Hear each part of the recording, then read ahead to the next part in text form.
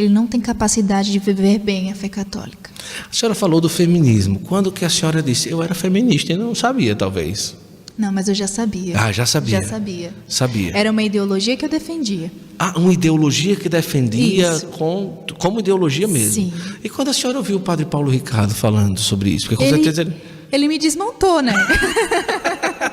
Padre Paulo Ricardo me desmontou. Ele tirou aquela carcaça de pessoa superior que não tinha nada. Na verdade, era uma pessoa fútil. E o jeito dele falar me toca muito. Ah, sim, sim. Mas que maravilha.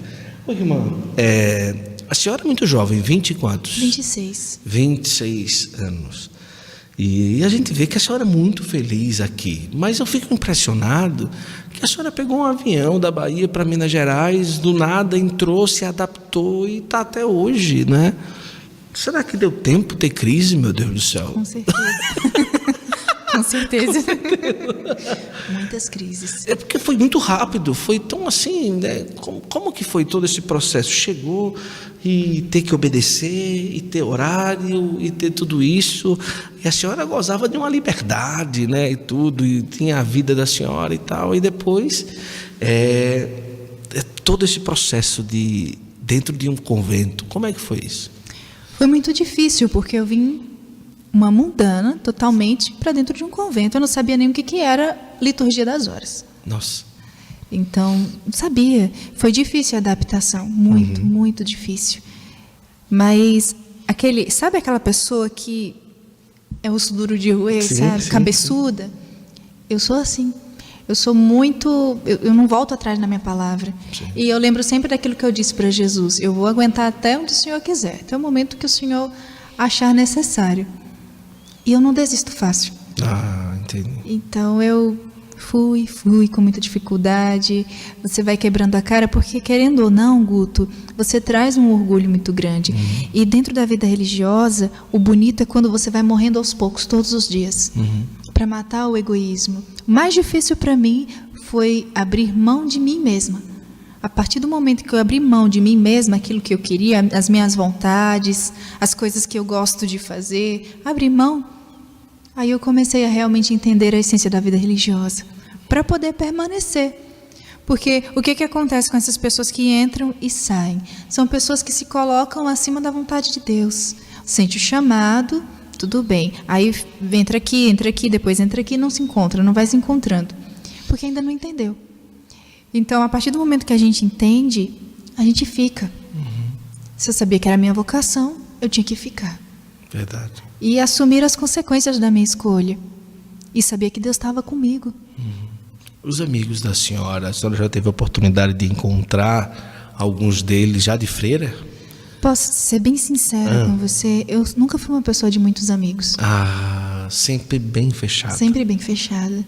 Era uma pessoa de difícil sociabilidade. Eu não era uma pessoa sociável.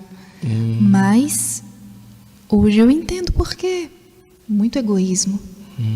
Entendi. Né? Então, assim, os amigos que eu fiz, que foram os do coral, algumas pessoas de infância, os próprios parentes, mantive. Os de verdade estão até hoje. Certo. Mas os que eram colegas, até porque, Guto, as minhas amizades não eram tão boas assim. Muitas até devem ter chegado a caminhos que não foram interessantes. Com né? certeza. Depois a pessoa só escuta, começa, fulano, lembra de fulano, ciclano e tal, aquela coisa toda, né? Como que a senhora trabalhou essa timidez e essa vida tão introspectiva agora que está num convento, convivendo com 6, 5 freiras e tendo que sair e tendo que pegar o violão e cantar na missa com o Padre Antônio Maria e tendo que viajar e tendo que ir em missão? Como é que a senhora foi trabalhar? Essa foi a parte mais difícil. Mais difícil? Foi a parte mais difícil porque eu não conseguia me abrir. Eu tinha ideias muito boas, eu tinha uma espiritualidade muito boa, mas eu não conseguia transmitir por conta da timidez, da minha introspecção. E eu tive muita ajuda do Padre Antônio Maria, o nosso pai fundador, e da Madre Rosane e da Madre Ismailda, que é a madre do mosteiro certo. Onde eu moro. Eles me ajudaram tendo paciência comigo. E dizendo para mim sempre assim, se abre um pouco mais, se abra um pouco mais, as pessoas querem se aproximar de você, dê essa oportunidade para as pessoas se aproximarem. E a vergonha, o medo de ser julgada, o medo de não ser aceita, sabe? O medo de não fazer bom o suficiente. Isso ia me afastando das pessoas. Até que a música me libertou disso, né? Muita gente fala, irmã, por que você só canta de olho fechado? Foi uma fuga. Uma fuga. Foi uma fuga para não me envergonhar tanto, para não ficar tão nervosa. Hoje, às vezes, eu vejo que eu superei isso. E hoje, às vezes, quando eu fecho os olhos, eu consigo contemplar a música. Sim. Consigo sentir um pouco mais. E também é um exemplo para as pessoas que são assim, né? Sim, verdade. É possível você ser melhor.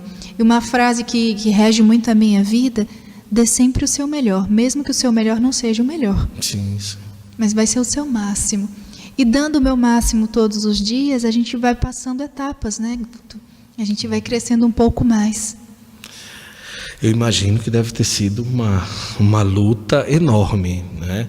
E a gente se aproxima, conversa da senhora, percebe que é um pouco tímida, mas eu imagino que deveria ser muito mais do que isso. Era muito mais. Né? No início de toda a formação aqui no mosteiro e tudo.